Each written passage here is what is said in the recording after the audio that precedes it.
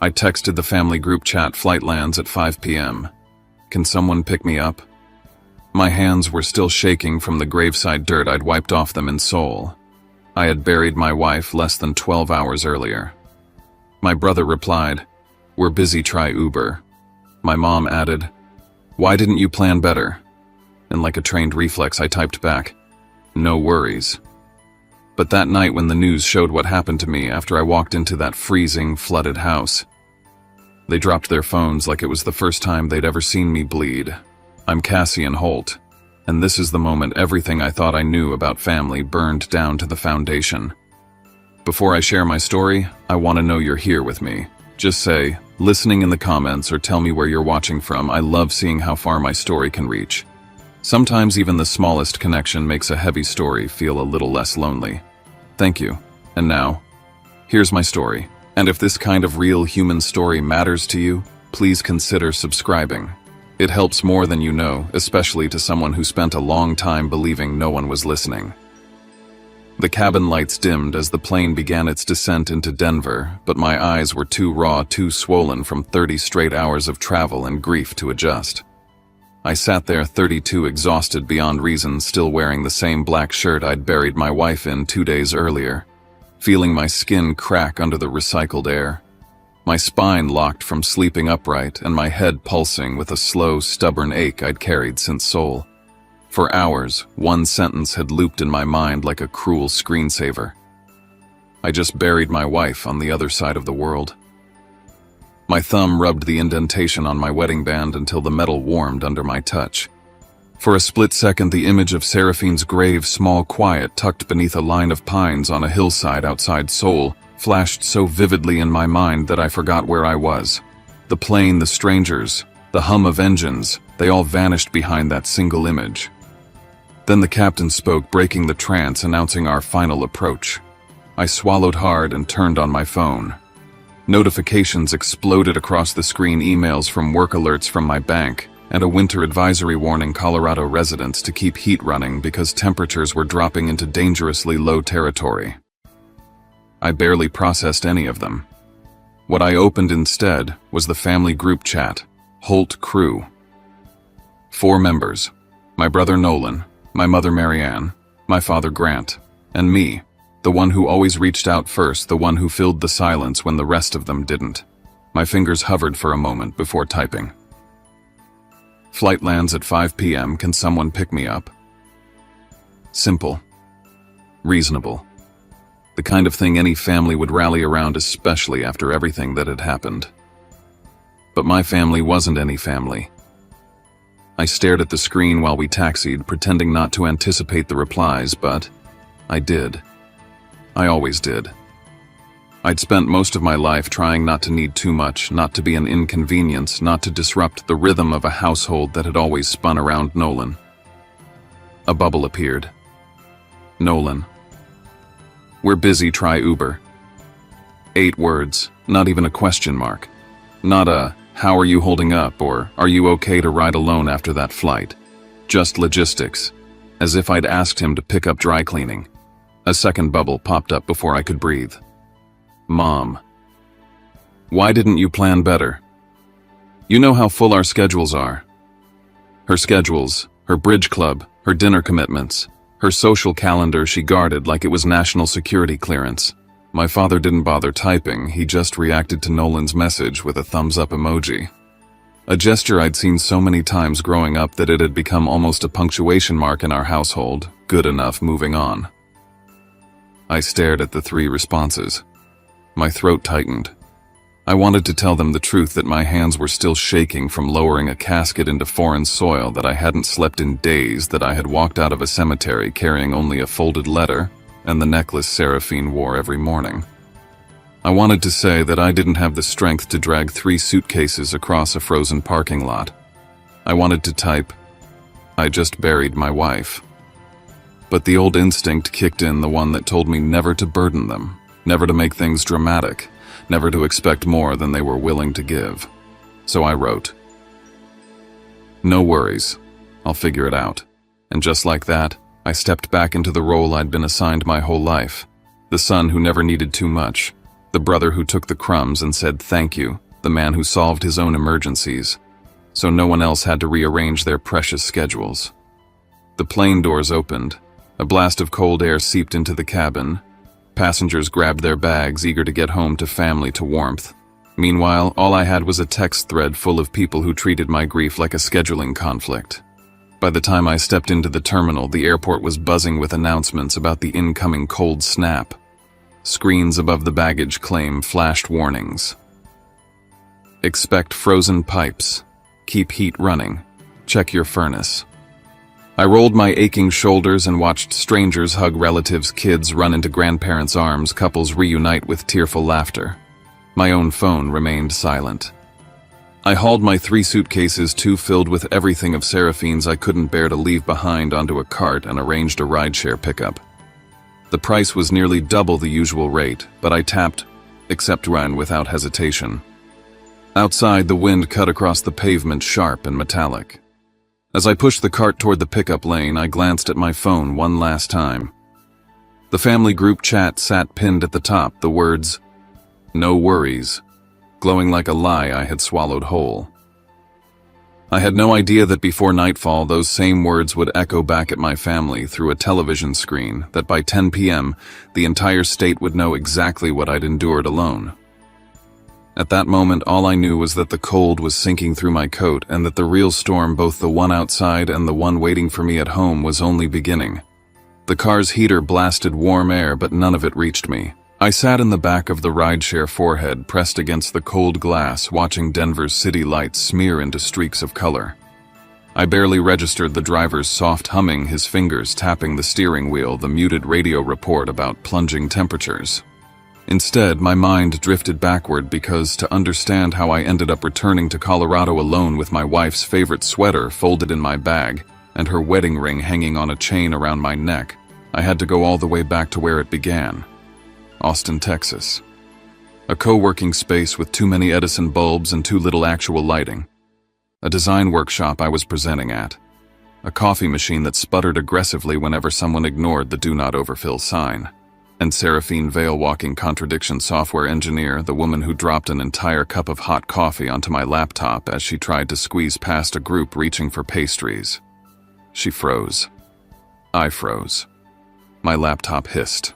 And then she burst into the most unfiltered laugh I'd ever heard. "Okay," she said, brushing her hair back and looking directly at me. "If I buy you a new laptop, will you forgive me? Or do you prefer coffee sacrifices daily?" I remember thinking, who laughs like that at a disaster? Who looks that alive at 9 in the morning? She insisted on buying me another drink that wouldn't kill my electronics, and we sat at a corner table talking about everything. UX coding the absurdity of the workshop snacks, why Austin felt like a city still figuring out its personality.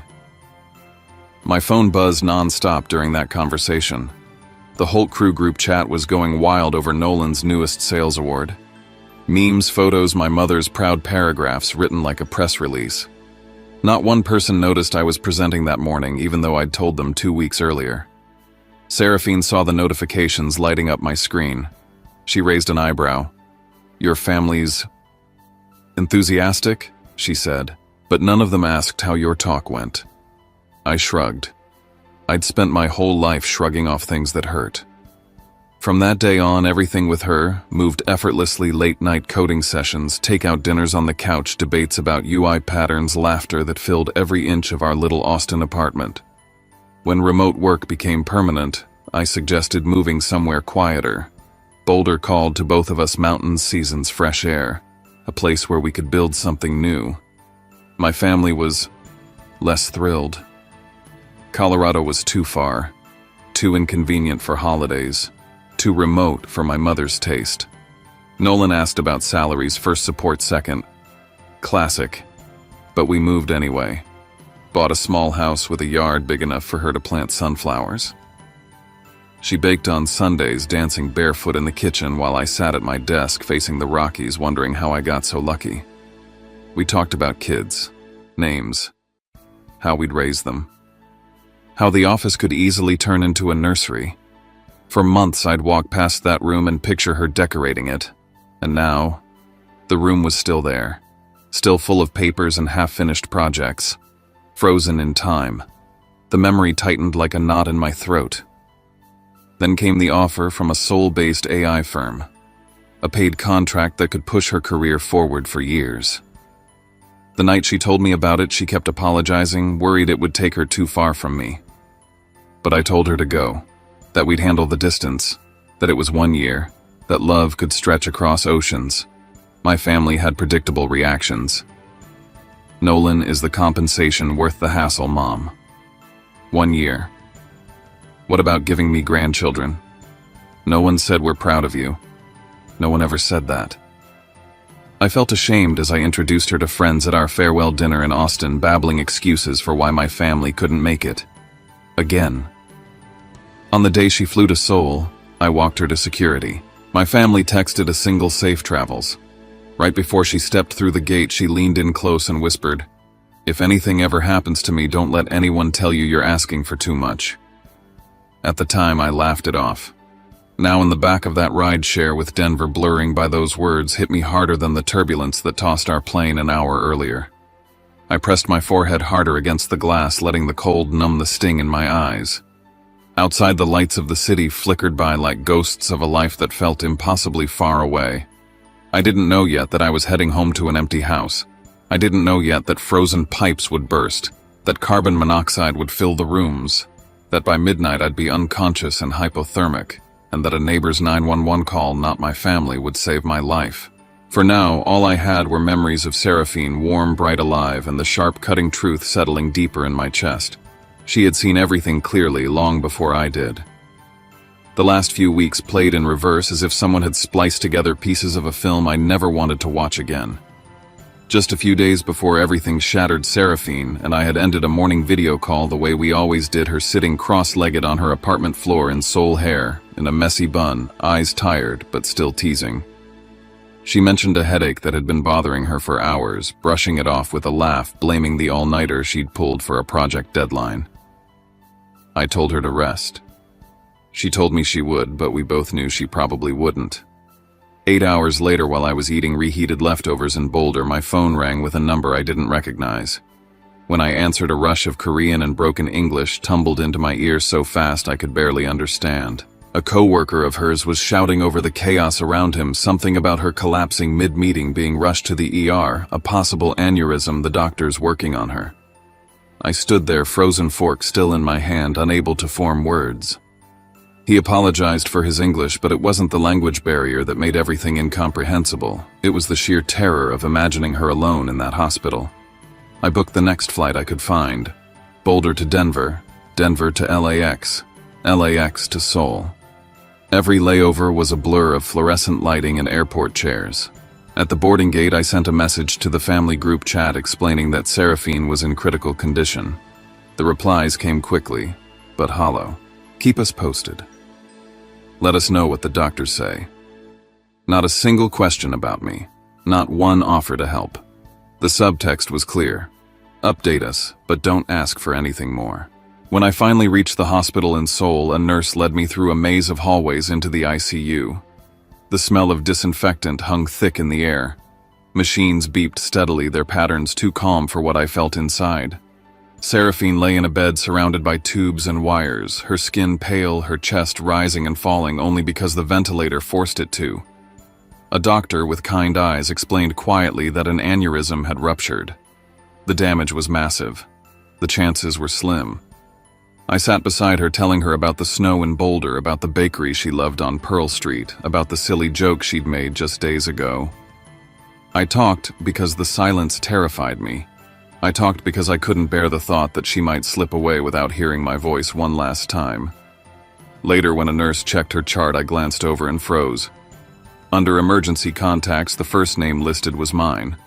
The second was her former professor in Austin. There was no mention of my parents, my brother, or anyone from the Holt family. That line on the page hit me harder than anything the doctors had said. It confirmed something she'd been trying to show me for years in her life. I was the family. My family in her eyes were strangers. When I called my mother to tell her the severity of the situation, her first question was whether insurance would cover the hospital stay. She wanted to make sure we weren't letting ourselves get overcharged. Nolan said that if things looked too grim, maybe I should consider bringing her back to the States quickly so costs wouldn't escalate. No one asked if I was alone. No one asked if I had slept, eaten, or had support. When I asked if they could come to Seoul if things got worse, my mother hesitated, then said the flights were too expensive and she had social commitments she couldn't miss.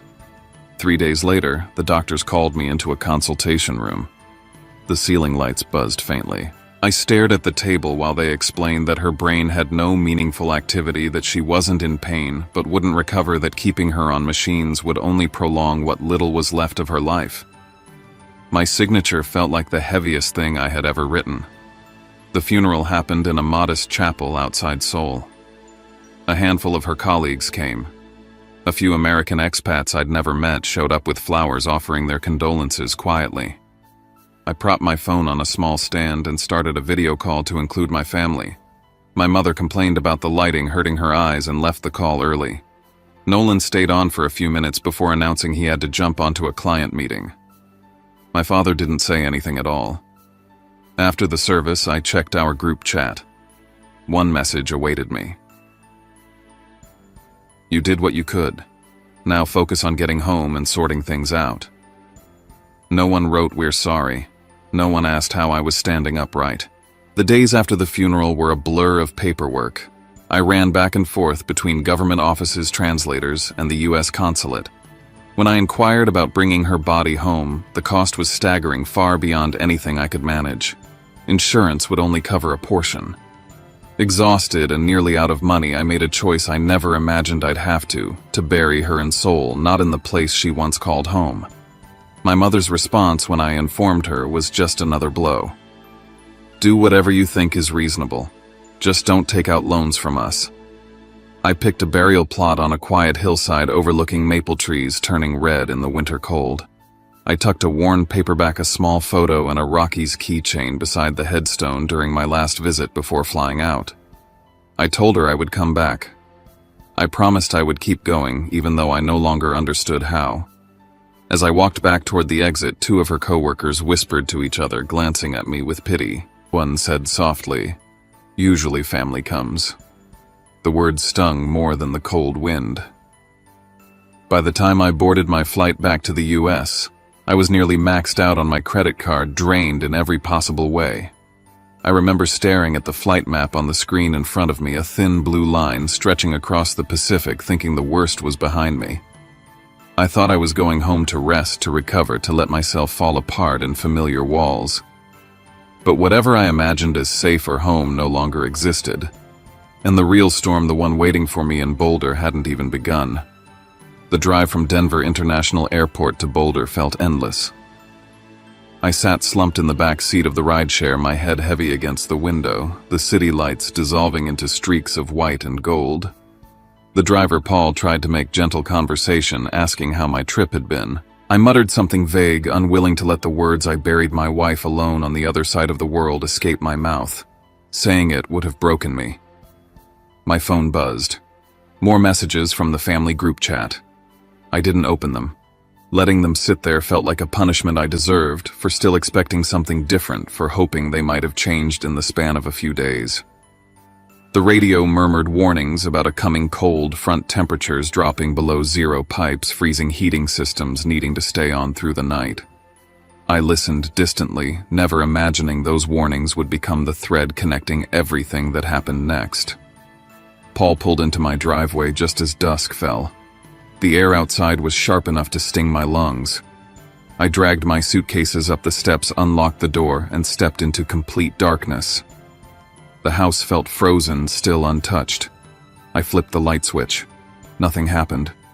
My stomach tightened. The temperature inside was bitter. I checked the thermostat off. Completely off. Before leaving for Seoul, I had asked my mother to turn the heat on the day before I returned. She'd agreed without hesitation, yet the screen blinked blankly, lifeless. I walked into the kitchen, hoping to find something, anything that made the place feel less abandoned. The refrigerator held only condiments long expired and a few containers of food mottled with mold. Nolan had promised he'd restock the fridge for me. Another promise evaporated. A wave of tiredness hit me so hard I dropped onto the sofa instead of going upstairs to our bedroom. I couldn't bring myself to open the suitcases. I knew her clothes were inside folded by someone else's hands.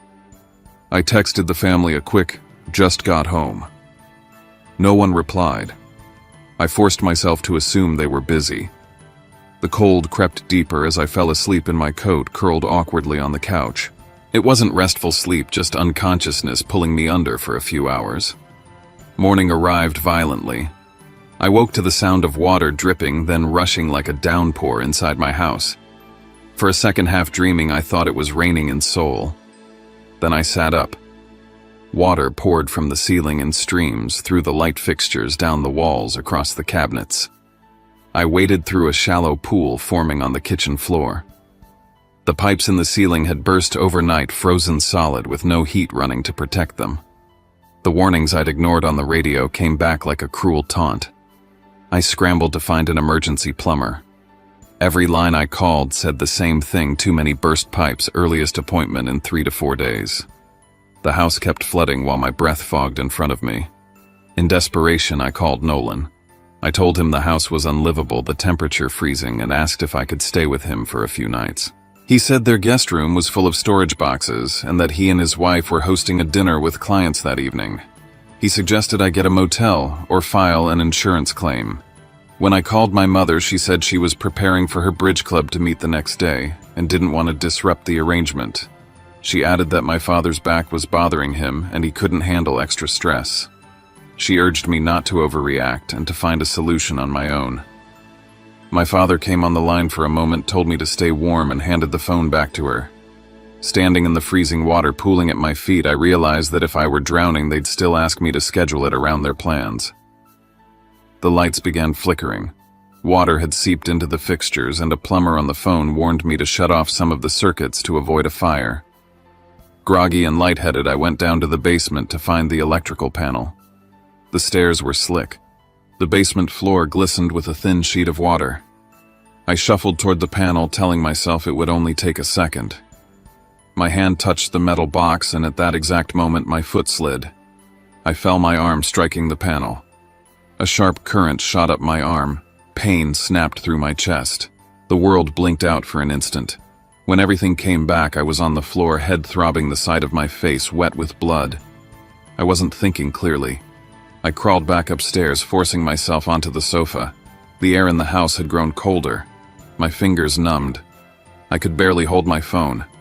The carbon monoxide detector began screaming from somewhere behind me, but the sound seemed distant, swallowed by the fog creeping through my mind. I tried reaching for my phone again. My muscles refused to cooperate. My vision tunneled. A single fractured thought drifted through me. Maybe this wouldn't be the worst way to go. Maybe I'd see her again. What happened next, I learned only after waking up in the hospital. Diane Foster, my neighbor across the street, noticed water pouring from beneath my front door. She heard the CO alarm blaring inside. When I didn't answer her knocking, she called 911. Firefighters broke down the door and found me unconscious, hypothermic, with dangerously high CO exposure. One of them picked up my phone from the floor. The screen lit up with the last messages in the Holt crew chat. Flight lands at 5 p.m. Can someone pick me up? We're busy. Try Uber. Why didn't you plan better? No worries. Those 4 lines glowing from a cracked screen in a freezing house became the unintentional prelude to everything that followed on the local news later that night. I came to in a blindingly white room, the steady beep of a monitor syncing with the pounding inside my skull. My right arm was wrapped, my clothes were gone, and despite the blankets, I felt cold deep in my bones. Nurse Sarah explained what happened in the calmest voice imaginable: hypothermia, carbon monoxide, poisoning, a concussion, and electrical trauma. Another hour or 2, she said, and you might not have woken up. The thought hit harder than the shock itself. While I lay unconscious in a freezing house, my family had been living a completely normal evening: bridge club, dinner plans, client meetings. None of them knew. None had checked. Sarah began the intake questions. Who do you live with? Anyone nearby to help? When I told her my wife had died less than 2 weeks ago in Seoul, she put her pen down and really looked at me. "You went through all of that alone?" she asked. I nodded. She wrote something in my chart: limited family support, and for once the words felt accurate. What I didn't know was that my case had already caught someone's attention. A paramedic talking to a reporter covering storm injuries mentioned the man who just buried his wife overseas and almost froze to death alone. When he added the detail about my phone still open to the messages, "We're busy, try Uber." The reporter Michael Chen stopped and asked more questions. By evening, a full segment had formed. A Colorado man returns from his wife's overseas funeral, is denied a ride by family, and nearly dies after pipes burst during a historic freeze. They interviewed Diane, the neighbor who called 911 after seeing water pouring under my door. A firefighter described the CO levels inside my house. A graphic reenacted my text messages. No names, but the story didn't need them. That night, Jessica, the night nurse, hesitated before turning on the TV. "You might want to see this," she said. I watched in silence as my life, my grief, my near death, my family's messages played out in front of thousands of people. Hearing a reporter read, "Why didn't you plan better?" felt like someone peeling open the part of me I'd been trying so hard to hold together. Within hours, screenshots spread online. Comments poured in. A hashtag built around my last message. No worries circulated with stories from strangers who had been dismissed by their own families. My parents and Nolan saw it too. Friends and colleagues started texting them, asking whether the man on TV was me. And that's why close to midnight my hospital door swung open. Nolan came in first, then my mother with a convenience store bouquet, then my father. They looked panicked, not with fear of losing me, but fear of what people thought. "Oh, Cassian," my mother said, smoothing her coat. "That report made everything sound terrible. People are misunderstanding. Misunderstanding. Not what happened to me, but how they looked." For the first time, I saw them clearly. The next morning, Dr. Patel explained my discharge needs no being alone for 48 hours, constant monitoring, heat meals, rest. Before he finished, my mother jumped in. "He'll come home with us. Family sticks together." Nolan nodded. "We've rearranged our schedules. The same people who rejected me 48 hours earlier now volunteered full-time support because a doctor was present and the public was watching." Dr. Patel turned to me. "What do you want, Cassian?" The question stunned me.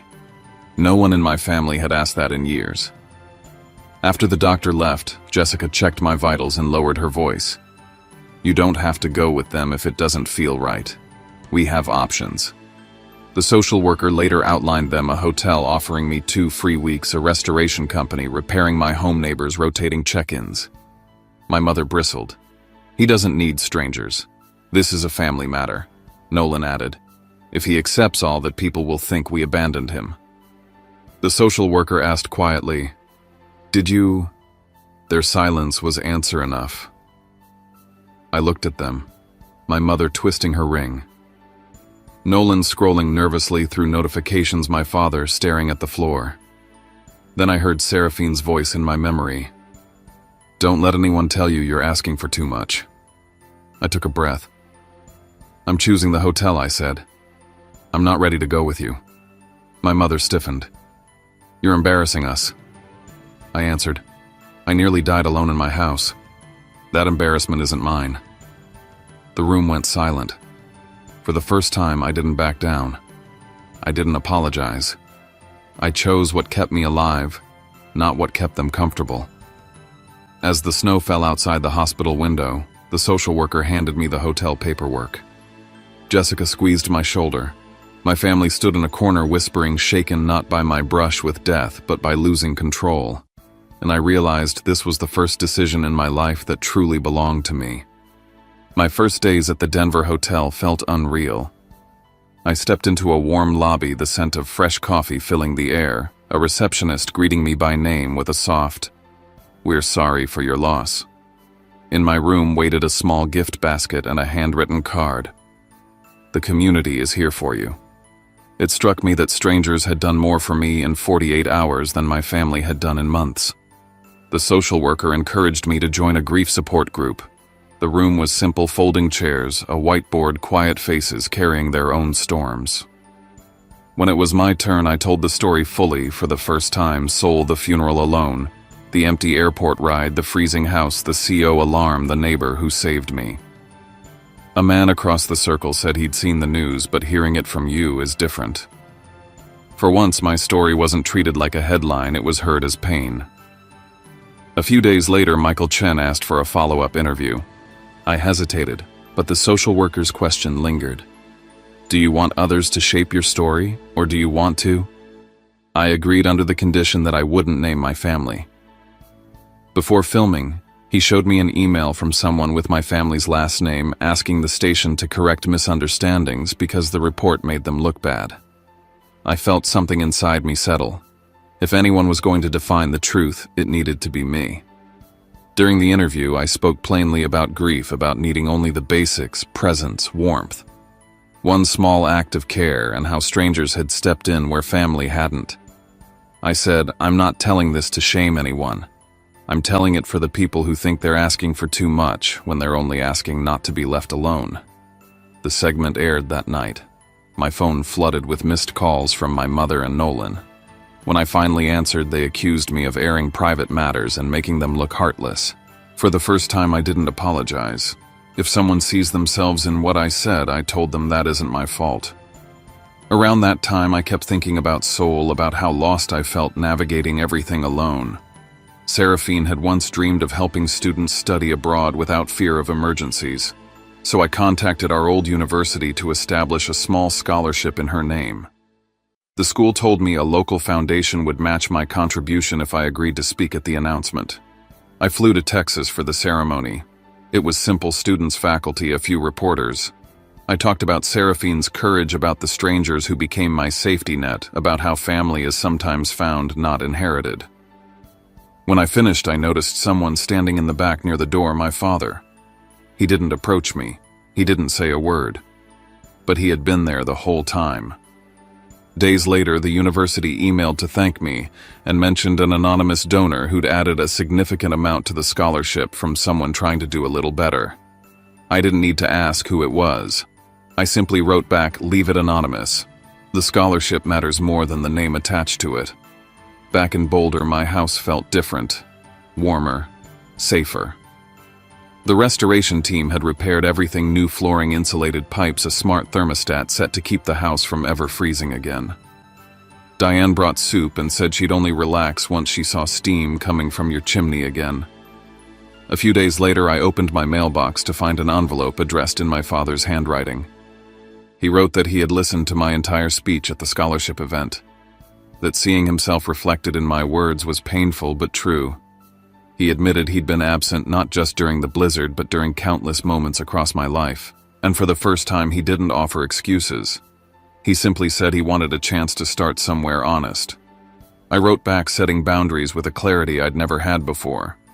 If we were to build anything, it had to be as two adults meeting on neutral ground, not a son performing for a family that wouldn't show up. He replied, "Saturday, Maple Street Diner. I'll be early." Our first conversation was awkward, almost silent. The next one went deeper. He spoke about fear, about choosing peace over truth, about feeling proud of Nolan because it was easier than understanding me. He said he envied the way I'd spoken publicly about pain, something he'd never dared to do in his entire life. I didn't forgive him on the spot, but I acknowledged the effort. It was small, but real. Meanwhile, my relationship with my mother and Nolan settled into a polite distance. They sent holiday greetings, photos from dinners, comments that avoided every hard thing. I answered briefly, without resentment, but without hope they would suddenly become different people. I no longer needed them to. A year after Seraphine died, I flew back to Seoul, this time to keep a promise not to survive a catastrophe. I visited the hospital and donated to a fund for international families. A nurse recognized me from the prior year and said their support program had improved after hearing stories like mine. At the cemetery, I sat before Seraphine's stone and told her everything: the freezing night, the neighbor, the hospital, the scholarship, my father's letter. I said I still missed her fiercely, but grief was no longer swallowing me. It had become something quieter, a companion, not a weight.